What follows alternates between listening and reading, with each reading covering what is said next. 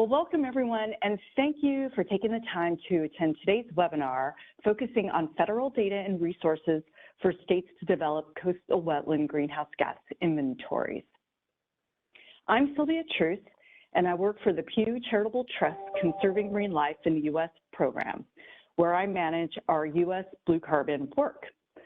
Blue carbon is a term that refers to the carbon captured and stored in coastal ecosystems. Coastal blue carbon landscapes, including salt marshes, forested tidal wetlands, and seagrass beds, can absorb large quantities of carbon dioxide from the atmosphere and surrounding waters and store it. These type of habitats are known as carbon sinks and contain large stores of carbon that, if left undisturbed, can accumulate for over hundreds, sometimes even thousands of years. Pew is working with interested states to include coastal blue carbon ecosystems and natural working land strategies for reducing emissions and enhancing carbon sequestration and storage. Though coastal landscapes may occupy a smaller footprint than, say, forests, including conservation and restoration targets and strategies for these ecosystems can help advance climate mitigation goals while delivering multiple other co-benefits. A key first step and the focus of the webinar today is to figure out how much carbon is being sequestered and stored in coastal blue carbon systems. As the saying goes, what gets measured gets managed. The panelists today will talk about the data and tools available to states to develop blue carbon inventories, as well as highlight recent work in Oregon. This webinar is an example of the resources and information Pew aims to share as part of our new Blue Carbon Network, an informal learning collaborative created to help managers, practitioners, researchers, and others working at the state level to incorporate coastal ecosystems into natural working land strategies for climate mitigation. Before I get started introducing our speakers, we'd like to do a poll. Nick, if you could start the poll. So the poll has just a couple questions. One, we'd love to know a little bit more about the background of our audience today. And secondly, what you were hoping to take away from this webinar.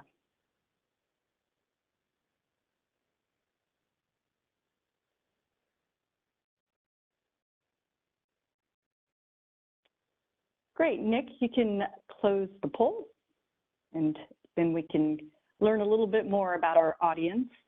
I do and apologize. What they're hoping to learn. The responses are still coming in. Should we give about 10, 15 more seconds? Sure.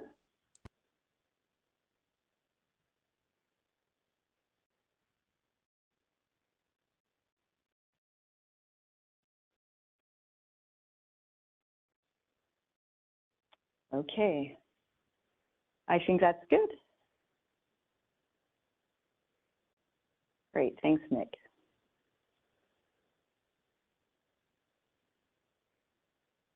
All right, so here are the results. Looks like we've got a lot of good state and NGO representation and interest in steps needed to develop a good inventory, so that's great. All right, thank you, Nick. We can close the poll now. All right, so without further ado, I'll now introduce our speakers, and we're really grateful for them for taking the time. First up will be Tom Worth. Tom Worth is an environmental protection specialist in the Climate Change Division of the U.S. Environmental Protection Agency's Office of Air and Radiation. He currently oversees the development of the agriculture and forestry chapters of the Inventory of U.S. Greenhouse Gas Emissions and Sinks. He has served as a lead author on several IPCC products, including the 2006 IPCC guidelines for national greenhouse gas inventories, and as a coordinating lead author for the 2013 supplement to the 2006 guidelines for national greenhouse gas inventories for wetlands. He is also the U.S. representative to the IPCC Task Force Bureau for Greenhouse Gas Inventories during the 6th Assessment Report. Tom has also worked in numerous developing countries over the last 23 years to assist them in compiling greenhouse gas inventories for the agriculture and land use change, and forestry sectors as part of their commitment under the UN Framework Convention on Climate Change. Next up will be Dr. Lisa Beers, who's with Sequestering Climate Associates. Lisa is a wetland ecologist with over 20 years of experience studying wetland plant ecology, carbon cycling, and soil biogeochemistry. Using field GIS and spatial modeling tools and techniques, Lisa examines tidal wetland and mangrove resilience to sea level rise and other climate change impacts, and uses this knowledge to advance carbon projects development internationally. Lisa has studied tidal wetlands and seagrass bed dynamics from Alaska to Panama to the Middle East. She has been leading the efforts to incorporate coastal wetlands into national and state level greenhouse gas inventories. Finally, Steve Crooks will join our panel. Dr. Crooks is a principal for wetland science at Sequestering Climate Associates and serves as a NOAA EPA source lead for coastal wetlands to the National Greenhouse Gas Inventory team. He is the lead author of the 2013 IPCC Wetland Supplement. He is the founder of the Blue Carbon Initiative and co-chair of the International Blue Carbon Science Working Group. He is an accredited methodology expert for the Verified Carbon Standard and is the technical lead for Vera on the new Seascape Carbon Initiative.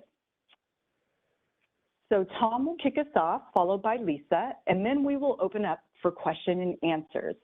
Please submit questions into the Q&A box, and we will try to get to as many as we can during the discussion period. I also wanted to send a big thank you to my colleagues, Carolina, Jasmine, and Nick, for helping with the logistics for today's webinar. Jasmine, if you could start the slides, and we'll hand it over to Tom.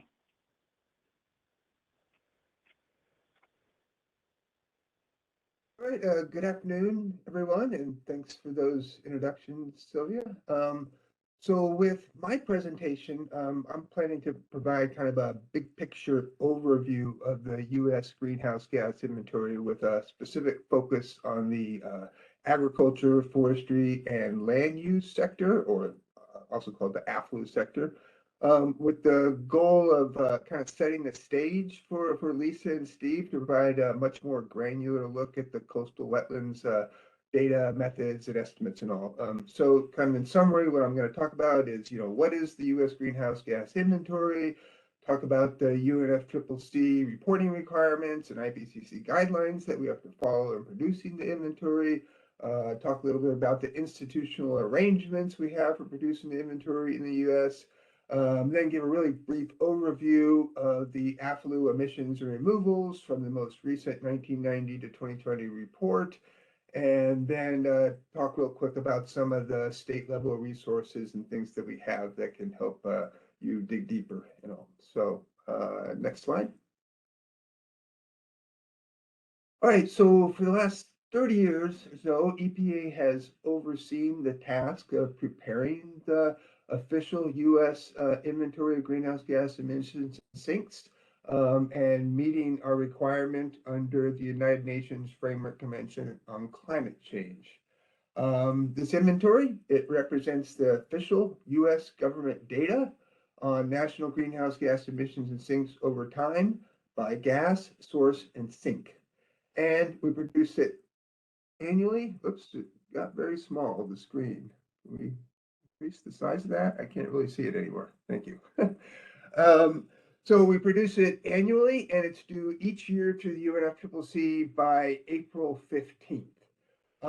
Importantly, the document is meant to be policy neutral, but of course it's highly policy relevant and is used for input to the Nationally Determined Contribution, or NDC, to legislation, projections, economic analyses, mitigation assessments, and other uses.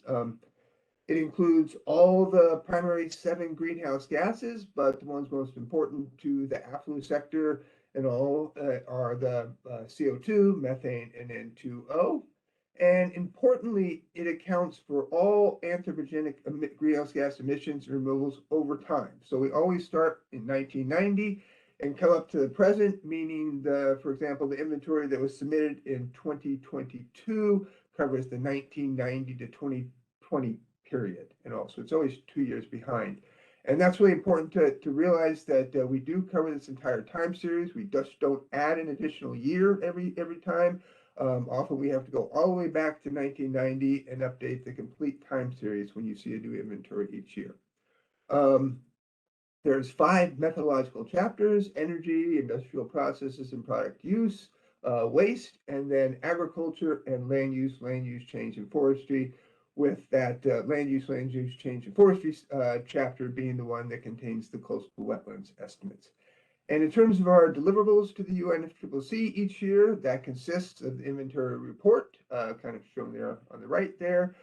There's also a lot of supplementary annexes that come with that, provide a lot more detail on the methods and data and results and things like that.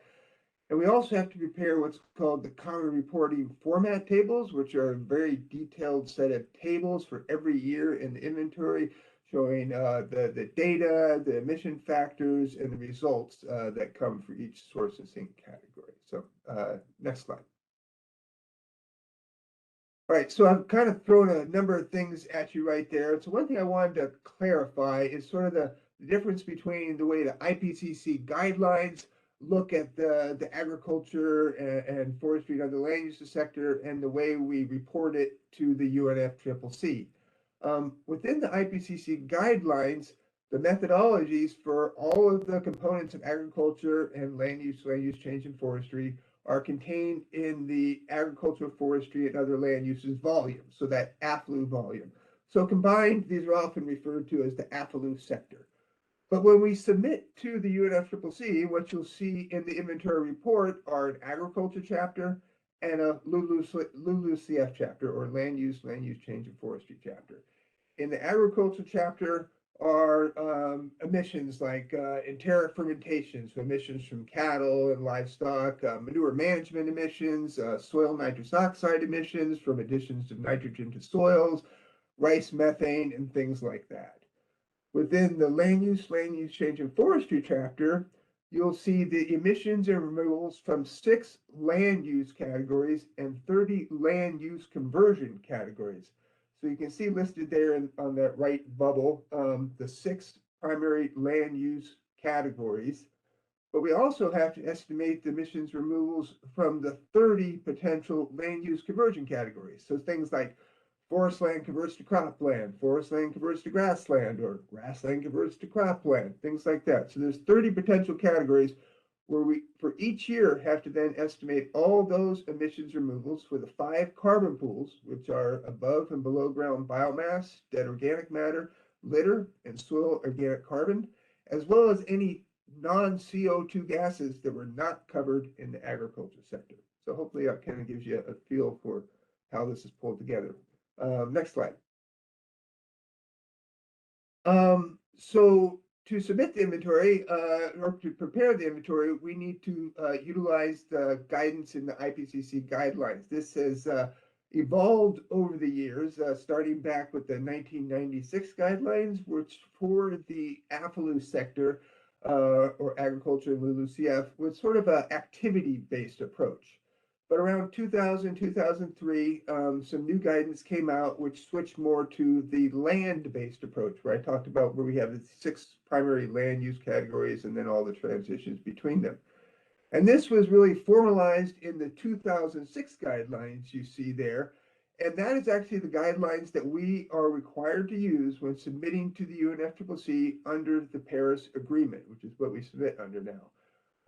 But even following 2006, there's been some new IPCC guidance that has come out, specifically the 2013 Wetland Supplement, and that actually contains the guidance for the coastal wetlands. And then more recently, there's been the 2019 IPCC refinement, and in there's a lot of refinements across all the sectors, but probably most importantly for the AFLU sector is inclusion of things like reservoirs and flooded lands and other managed water bodies and all. So that kind of gives you a picture for the guidance that we need to follow. Just to note also, as I noted, we're required to report by the 2006 guidelines. It's a little bit more uncertain for a lot of countries how they're going to deal with the 2013 Wetland Supplement and the 2019 refinement. But I will note within the US, we are trying to fully implement the guidance that is in those subsequent volumes. So Next slide. Just a little bit more on the IPCC guidelines. For each source or sink category in the IPCC guidelines, there are generally 3 tier levels provided with sort of increasing methodological complexity as you move from tier 1 to tier 3. For a category to be included in the guidelines, it's a requirement that there be a tier 1 method. And this is a method that uses sort of readily available national data or international statistics. And within the guidelines, default emission factors are provided. So basically, any country should be able to use a tier 1 method and estimate their emissions removals from a given category. Then it moves to tier 2, which generally uses similar equations and all as the tier 1 method. But here you start to use country-specific emission factors and possibly further disaggregate things than you would do under a tier 1 level. And then you move into tier 3, which is really moving into sort of modeling approaches or doing measurement approaches or some other country-specific method. So next slide. Another really important component when we're preparing the inventory each year is to follow the IPCC good practice guidance. And the primary components of that are listed there at the top, and that is transparency, consistency, completeness, comparability, and accuracy. In terms of transparency, that just means that what we put in the report hopefully clearly explains the methods and data that is used. And ideally, we provided enough information so someone could actually replicate what we've done. That can get a little bit complex, particularly when we start to use modeling approaches and things like that, but that is the actual goal of the transparency, to clearly explain what we've done and make it repeatable. Consistency refers to consistency across the time series. And as I mentioned, each year we submit from 1990 to the present, and that time series needs to be consistent. So in other words, we want to make sure that the estimates that are shown for 1990 are using similar methodologies and data sets that are in the latter part of the time series and all. And sometimes this can be challenging in terms of introducing new data or new methods, which are really only applicable toward usually the latter part of the time series and all. But there are ways to try to make a consistent time series, even if you have to sort of stretch that backwards in time and all. But that's an important concept to remember in terms of preparing the inventory. We need to be complete in terms of covering all categories in the IPCC guidelines, all gases, and covering the complete U.S. National area.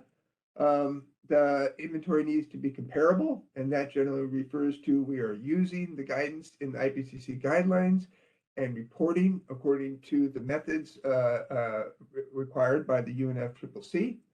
And then we, of course, want to be accurate. And that really refers to really not being biased in terms of not any known underestimates or overestimates. We also have to each year assess each category for uncertainty, document our QA/QC procedures, and just over time ensure that we're making improvements and using what resources we have in an efficient manner so that we improve the estimates and reduce uncertainty over time, with kind of the goal of creating a very credible and reliable and useful inventory. So next slide. All right, so this gives you kind of a big picture overview of the U.S. greenhouse gas inventory institutional arrangements. As you can see there, the sort of the foundation of it all is really based upon the data. And you can see listed there for sort of each of the main sectors, what are the primary data sources. This is by no means comprehensive. There's many other large and small data sources that would be included here. But the important point is really the foundation of the inventory is the data we collect. We then move to the emission calculations, which is performed by teams at EPA, as well as other government agencies, universities, contractors, and other groups. Then they prepare the estimates, prepare the reports, and then EPA compiles this into the inventory document. And then through the State Department, we submit it to the UNFCCC each year by no later than April 15th. Next slide. And then this is kind of a little bit more detailed look at the AFLU sector, or the sectors that produce the agriculture and LULUCF chapters in the inventory. And I won't go into too much detail here, but just kind of wanted to show you that for the different categories, there are different teams that work on preparing them. So for example, you can see in that left blue box, for cropland and grassland, the teams responsible for that are at Colorado State University. We also work with the USDA's Agricultural Research Service, and we have some consulting companies like Eastern Research Group that come in. And we also coordinate more broadly with USDA in pulling those numbers together. Forest land, obviously being done by the forest land, by the U.S. Forest Service, but also contributions from groups like Colorado State University. As we need to know, as croplands and grasslands and wetlands and all convert to forest lands, what are the losses of carbon stocks and greenhouse gas emissions from that? So there's not a need for interaction with other teams because of all this need to estimate the emissions removals from land conversion. More to the right, you can see for wetlands. Wetlands would include things like managed peatlands, coastal wetlands as well, but also this category I recently mentioned, which is new, which is flooded lands, things like reservoirs and ponds and all. And there, of course, we have NOAA in combination with Sylvestrum doing the coastal wetlands estimates. EPA's Office of Research and Development prepares the new flooded land estimates, and then we're working with consulting company to do peatlands. I'll just finally kind of mention a really important component to doing the AFLU inventory is land representation. This is sort of a complete and consistent representation of the whole U.S. broken up by those 6 main land use categories I mentioned. And I'll talk a little bit more about this in a minute, but that was previously done by Colorado State University, but now we're working closely with the Forest Service to prepare this. I think this is going to be a big improvement as they have a lot more capability, and we'll be able to get a lot more spatial and temporal resolution within the land representation as we move forward in the future. Next slide. All right, so this is just a quick look at the emissions from the agriculture sector from the most recent report from 1990 to 2020. You can see total emissions for 2020, about 595 million metric tons CO2 equivalent. That's represents about 10% of total US emissions. The big drivers there are really the nitrous oxide emissions from agricultural soil management. You can see I've highlighted, that's about 316. That's really nitrogen inputs to the soil and the resulting N2O emissions. The other big driver is enteric fermentation, but also manure management, sort of the livestock component. And if you combine those together, that's about 40% of total emissions coming from that livestock sector. So next slide. And so now I'm going to kind of go into a little bit more detail about the land use change, and forestry chapter. As I mentioned, to prepare this component of the inventory, we need to do a complete representation of the U.S. land base, which is then categorized by those 6 IPCC land use categories: the forest land, cropland, grassland, wetlands, settlements, and other lands, with other lands being sort of just lands that don't fit into any of those other categories, such as bare rock and ice and things like that. We then need to separate this land base into managed and unmanaged land, because according to IPCC guidance, managed land within a country is used as a proxy for anthropogenic emissions, which is what we report in the inventory, only the anthropogenic emissions. The U.S. has a specific definition built off the IPCC guidelines for what we consider to be managed land, and it's sort of land that's directly influenced by humans. And we apply that fairly broadly. And for example, within the coastal wetlands component, we consider basically all coastal wetlands to be managed because we consider them to be having some human influence on them. So we have to develop this land representation divided into managed and unmanaged land. And then we have to then break that up into all the 36 land use categories for each year and estimate the carbon stock changes by pool that I mentioned before, the above and below ground biomass, the dead wood and litter, soil organic matter, and then any non-CO2 emissions that aren't accounted for in the agriculture chapter. So that's kind of a background of how we pull this chapter together, very briefly. But in some, you can see, I know this is quite small, but for 2020, the net greenhouse gas emissions from the LULUCF sector were a sink of about, what is that, 757.4 million metric tons CO2 equivalent, which would offset about 14% of gross emissions for 2020. And it's generally kind of a steady sink across the time series, which you can see. It's a abbreviated time series there, but it's generally a steady sink across the time series and all. But I'm going to talk about this in the next slide a little bit about how this 14% gross offset of emissions could be looked at a little bit differently. But just to kind of wrap up this slide and point out the coastal wetlands component, which I've highlighted there in that sort of orangish color. So coastal wetlands remain coastal wetlands, which are essentially coastal wetlands that have been coastal wetlands for at least 20 years. The net sink there is 4 million metric tons CO2 equivalent. There's actually more sequestration going on there, but there's a lot of methane emissions. And so it ends up with only a net sink of 4 million metric tons CO2 equivalent. And then for the lands converted to coastal wetlands, and these are lands that have been converted to coastal wetlands, but have not been in that category for over 20 years, that's really just a very small net source of about 0.2 million metric tons CO2 equivalent, mainly from, I believe, the methane. But I believe Lisa and Steve will go into more detail on that. All right, so next slide. All right, so as I mentioned, I talked about that 14% offset from the affluent sector, but to me, that's always kind of been a little bit artificial to call it that, because it's really artificial to kind of separate the agriculture and LULUCF sector. Anything going on in terms of livestock grazing on grasslands is going to affect those grasslands. Nitrogen inputs to croplands is going to affect the productivity of those croplands, is going to affect the soil carbon stock changes and things like that.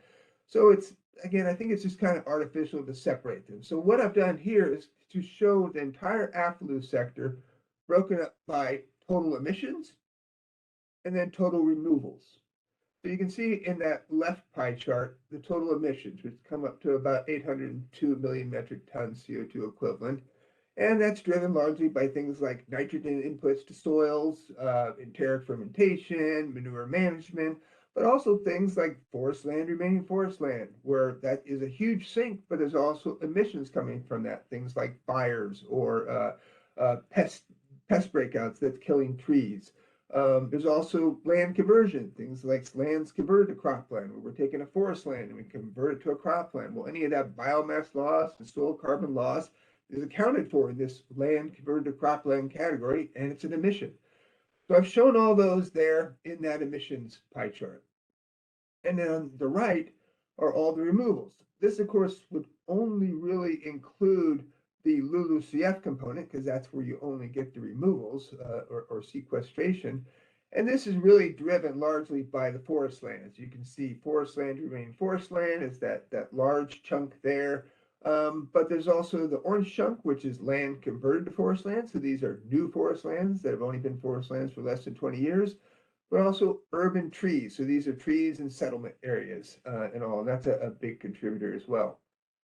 And so when you combine the entire AFLU sector together, all of these emissions and removals, really what you're getting is a net sink of about 162.7 to offset any emissions coming from fossil fuels, energy, waste, and other sectors like that.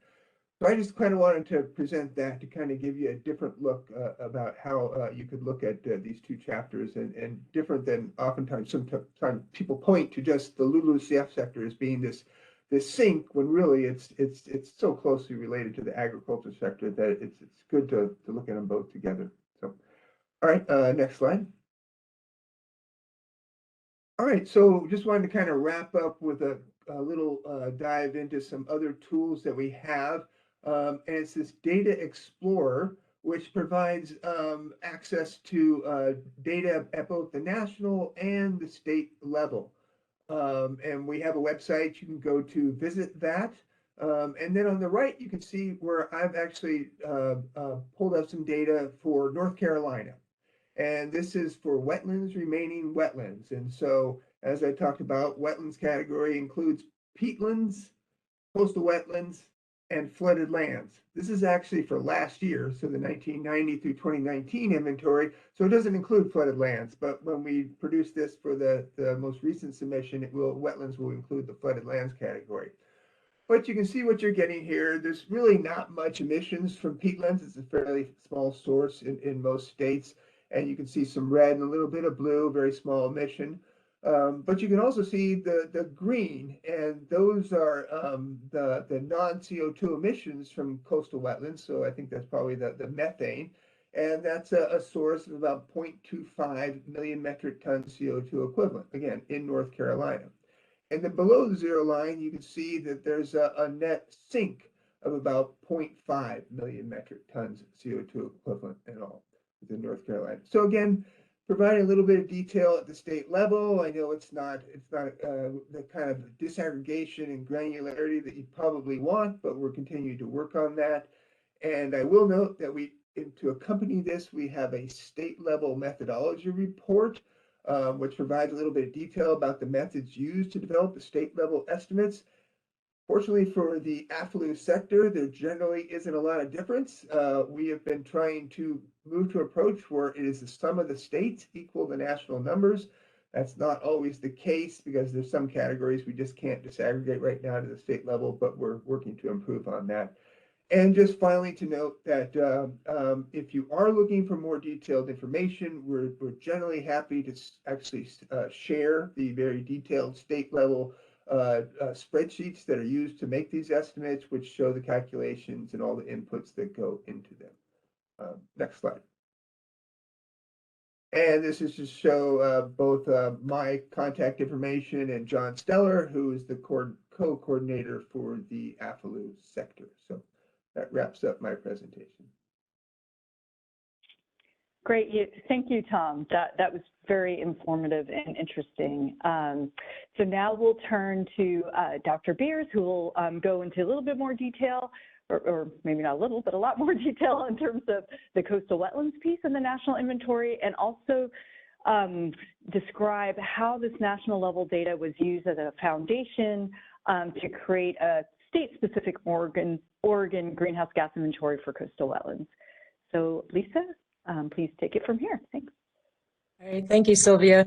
I'm very happy to be chatting with you today about how we've been incorporating coastal wetlands into the United States National Greenhouse Gas Inventory. And like Sylvia said, how we were able to use this knowledge to help the state of Oregon incorporate coastal wetlands into their state level inventory, or at least be prepared for that. Next slide. So in 2017, the US adopted coastal wetland greenhouse gas fluxes into the National Greenhouse Gas Inventory. To my knowledge, we were the first country to do so, and Australia was a close second. The methods follow the IPCC's reporting guidance for the 2013 Wetland Supplement, of which my colleague Steve Crooks was a co-author. In 2022, Tom was just discussing, we did a really deep dive into coming up with state level estimates that were then combined up to the national level estimates, and that's going to be released. And within our coastal wetland inventory, we include coastal wetlands that remain coastal wetlands that are converted to open water that's converted to coastal wetlands. And so in cases like this, it's largely through restoration. And with coastal wetlands converted to open water, this is through erosion and also drowning of wetlands. And with land converted to coastal wetlands, this includes also restoration and then also gradual flooding of lands due to sea level rise. And in 2020, coastal wetlands sequestered just under 5 million metric tons of carbon dioxide equivalent. And this was largely due to soil carbon accumulation. Next. So the methods that we follow for doing the inventories that we have activity data. And so this is change in area over time. And it's also, we use a land cover classification of the CCAP spatial data set. Next. We multiply this by emissions factors calculated for 5 main carbon pools in coastal wetlands. So we have above and below ground biomass, which is a combination of both tier 1 and tier 2 data. We have soil carbon accumulation rates, which is tier 2. Dead organic matter, we incorporate for mangroves that don't reach the classification or height classification of a forest, so less than 5 meters. We include methane emissions, and this is just for freshwater wetlands currently, and then also nitrous oxide emissions for aquaculture. Next. And so both of these, the activity data and the emission factor, are multiplied to get our emission estimates. And following IPCC guidance, negative values denote carbon removals and positive values denote carbon emissions. Next. So diving in a little bit more into CCAP, it's coastal areas within the conterminous United States. For 1996, 2001, 2006, 2010, and 2016. And for the dates in between, we just do a simple interpolation so that we have values for every year between 1990 and the current year. And we assume going back from 96 to 1990 that it's the same rate that occurred between 96 and 2001. And similarly, we assume from 2016 to the present that it's the same rate between 2010 and 2016. Following the land cover classifications within CCAP, we look at estuarine and palustrine coastal wetlands. And so that includes emergent wetlands, scrub, and forested. And like I mentioned earlier, forested wetlands just apply to mangroves that don't meet the height requirement to be considered a forest. And also within palustrine wetlands, we look at emergent and scrub. I will note that the salinity classification for estuarine is quite broad. So it's anything greater than 0.5 parts per thousand. And so there is some work to do, some refinement in the salinity class so that we can better account for methane emissions in the low salinity brackish wetlands. We have a national data set for tidal boundaries, which is based on mean higher high water spring. So this clips out areas that are not tidal. And then we group our states by climate zones. So we have cold temperate, which basically is New England, warm temperate, which Washington, Oregon, and then also the mid-Atlantic states. Subtropical are all the states around the Gulf of Mexico, and Mediterranean is California. Next. So just to go into a little bit of a deep dive about all of our carbon pools. So for soil carbon, we look at accumulation rates, and this was based on a literature review by Lou and McGonigal from the Smithsonian. Like I said, it's stratified by climate zones and wetland classes, but there was no differentiation between mineral and organic soils, as there was no statistical reason to separate those. And since this is an accumulation rate, this is a negative value carbon removal. Next. We also look at soil carbon that's stored in the top meter to account for carbon losses that occur when coastal wetlands are converted to open water. And this is largely driven by losses within the Mississippi Delta. We are conservatively assuming that all of the carbon is lost within the top meter when this flooding occurs. I know there's some work that's being done to be able to refine this based both on the region in the country and also the wetland type. But at the moment, we're just taking this conservative assumption. And since this is a loss of carbon, it is a positive value or an emission. Next. We use for above ground biomass, it was a remote sensing analysis done by Bird et al. To look at what the stocks were based on a lot of different climate zones within the United States. We use root to shoot ratios, and this is, since this is carbon being stored within the biomass, it's a removal. Next. For dead organic matter, we're using tier 1 estimates, and this is applied just for the short-statured mangroves along the subtropical regions of the United States. And this includes both standing dead and litter stocks. Next. For methane, we are using the tier 1 emissions and also applying the global warming potential of 25.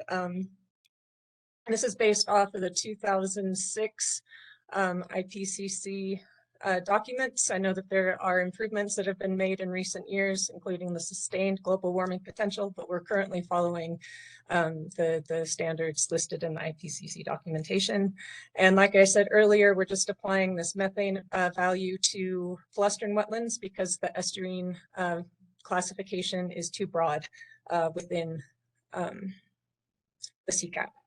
And next.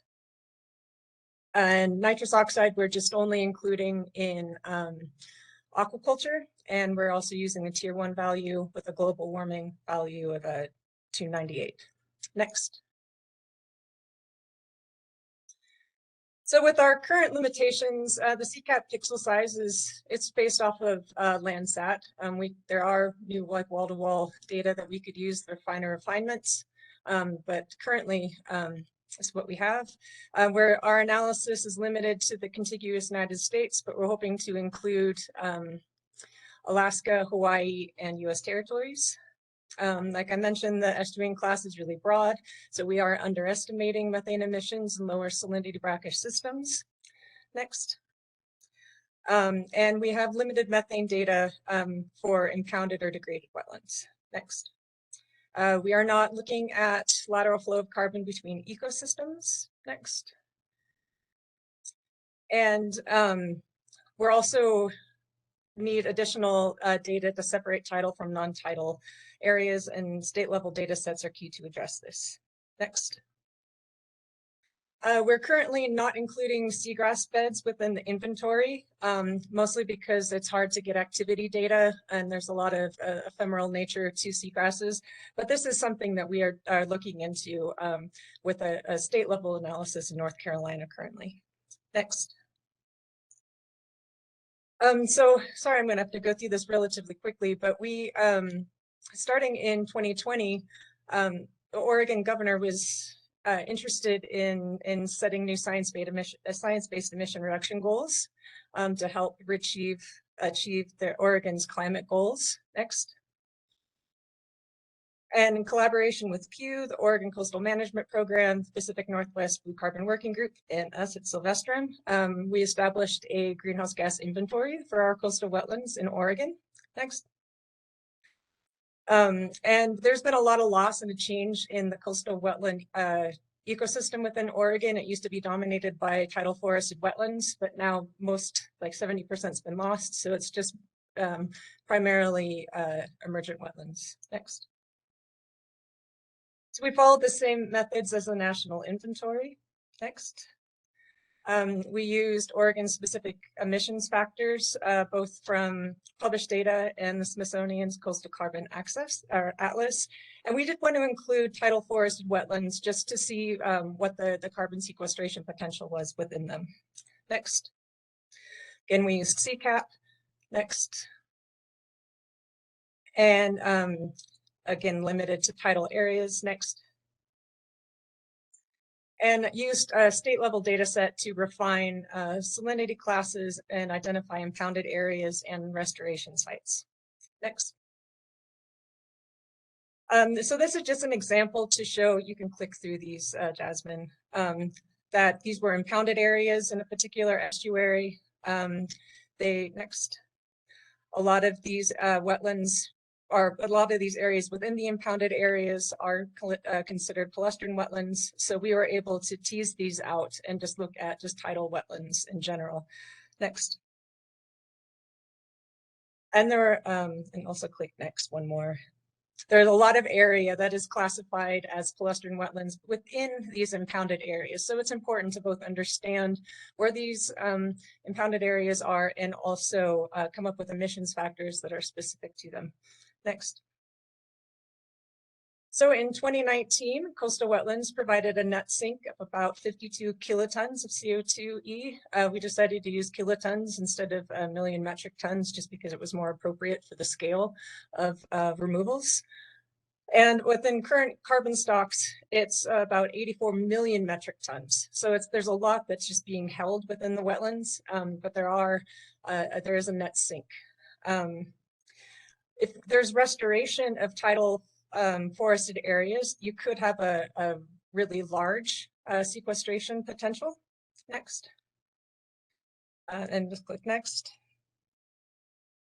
Sorry for all the animations. But this is just a table highlighting the emissions and removals for each of the land cover classes that we were looking at. And in general, there is a net sequestration within wetlands remaining wetlands at about, like I said, 52 kilotons CO2 removal. And this is largely like almost offset by the methane emissions, but soil carbon accumulation combined with the standing biomass within the forests and the accumulation of the dead organic matter within the forest offsets this methane emissions. In wetlands converted to open water, there hasn't been a lot of change over the years, so this is a relatively small emission. Next. There has been some restoration over the years, so we are seeing some a small increase in removals with these. Next. We did not include nitrous oxide estimates because we did not have state level data. What we use for the national inventory is just a national summary of it. It's not broken down by region or state. So in total, like I said, it's about 50 kilotons of carbon dioxide equivalent removed annually. Next. And one of the things that was neat about working on this project is that we called it the art of the possible, of trying to understand if there were certain areas within the formerly tidal regions of Oregon that we could restore tidal forested wetlands. And work by Laura Brophy, she was highlighting where there are potentially within the elevation range where they could grow. We have areas for that, and also with sea level rise. Next. So this is with if there was a 75 centimeter increase in sea level rise. So there are some opportunities for restoration, but it just takes a lot of planning and trying to see how the environment might change in the future with sea level rise. Next. So there's a potential, we did some calculations with current sea level rise, there's about 1,000 hectares of area that could be restored. And so there could be some significant offsets with that. And with sea level rise, it's quadruples this amount. And so there's potential for a lot of removals with restoration of these tidal forested wetlands. Next. So a lot of the opportunities and drawbacks that I discussed for the national inventory can also be included here. So with tidal forests, it's very clear that there's a lot of carbon that is removed both within the soil and in the trees, but there's relatively small area, but still it's a really strong opportunity for carbon dioxide removals. With tidal marshes, there's the benefit of the long-term carbon sequestration, but since a lot of the wetlands within Oregon are palustrin, there is a lot of methane emissions as well. With seagrass, we weren't able to include it in the analysis due to lack of activity data, but it does have a net positive sequestration rate. And then also something that Steve is now getting into now, Steve Crooks, is the potential for carbon offsets with seaweed farming and kelp restoration. And with that, I'll hand it off to the Pew crew for any questions that you might have. Thank you for your time. Thank you, Lisa. That was great. Really great to see how the federal data was taken and applied to Oregon. So we are now entering into our question and answer session, and folks can answer or pose questions via the Q&A feature, which should be a Q&A button on the bottom right-hand side of your screen. So I'll kick us off with a question for Lisa and Steve, and Tom as well too. You had noted that in the national inventory in Oregon, and in Oregon as well, the seagrass is not included yet. So what are the challenges that states would face to include seagrass habitats into their inventory, and what are some steps that can be taken to address those challenges? So one thing that we've learned with working with North Carolina and their mapping efforts is that at the state level, oftentimes you can have more comprehensive data sets that go back over time. And so we're hoping with this new disaggregation at the state level and then building it up to the national level that we're incorporating now, that we can start to include seagrass within the inventory. Oftentimes it's really hard to understand where seagrasses are just because the water's turbid or it's ephemeral, and it's also quite challenging to do these land cover or the cover assessments. But there have been increases in remote sensing technology that hopefully over time we can get better estimates of the change in seagrass area over time, and then also better estimates of what the removals are within the soil and the vegetation.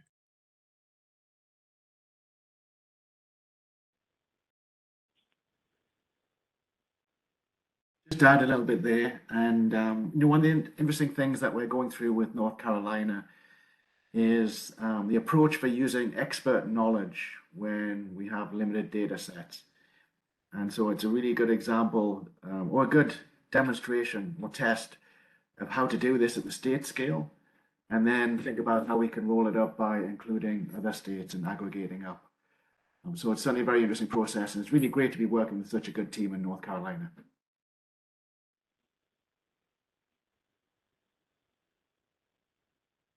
Great. Okay, thank you. So the second question has to do with kind of how these inventories and the information on emissions and removals, how they do or could relate to carbon markets. So the question is, were the removals from based on the Oregon inventory, were they approved for carbon markets?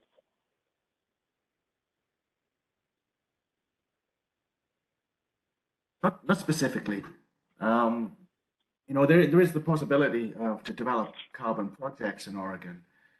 But you have to look at the scale of the potential removals and then balance that against the cost of the activity. And so, most of the work that we looked at in Oregon was related to restoring, tidal forest, which is incredibly important, and it has really been overlooked in a lot of restoration activities in the Pacific Northwest. There's been a lot of great work done on emergent wetlands, and tidal forests are still, needed to be done. With the NOAA Science Collaborative, the Pacific Northwest Blue Carbon Working Group did a cost estimate of the potential for carbon projects to be developed, and we used I think a price up to maybe $15 or $20 a ton when looking at that. And I think once you get over 1,000 hectares of a project, it was starting to look viable in terms of carbon project development. I must admit, I'm scratching the back of my memory for that, but that's what I recall. Interestingly, we are now seeing blue carbon credits on the international voluntary market. So it would be the same market, but the ones that we're talking about being traded overseas in the 30s right now. So potentially projects in Oregon could be viable.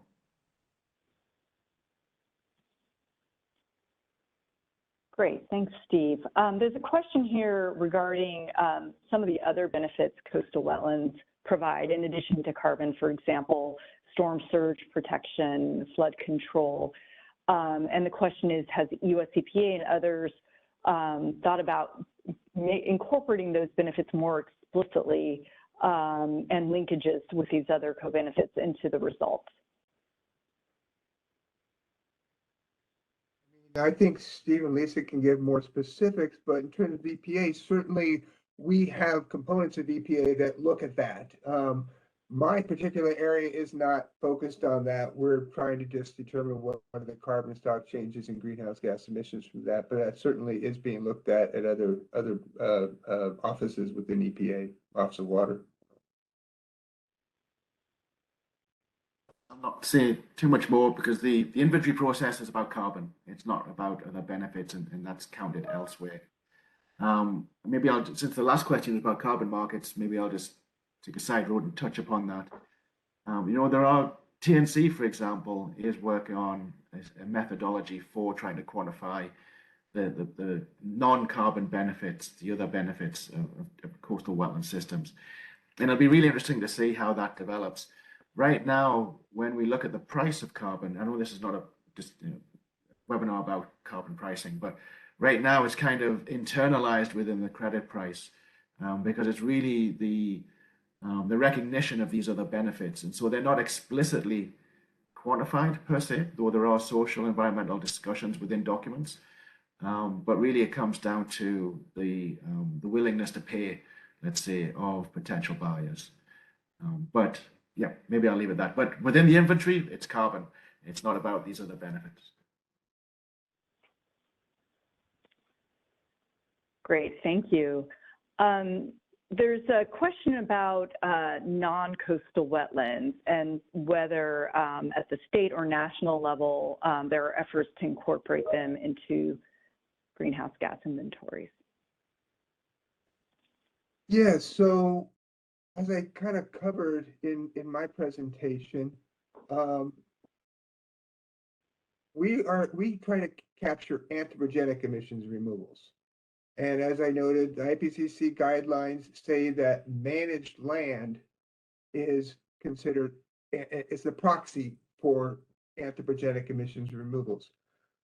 For non-coastal or upland wetlands, there's even some additional sort of details on that for it to be considered managed, humans need to be altering the water level or surface area of that water body.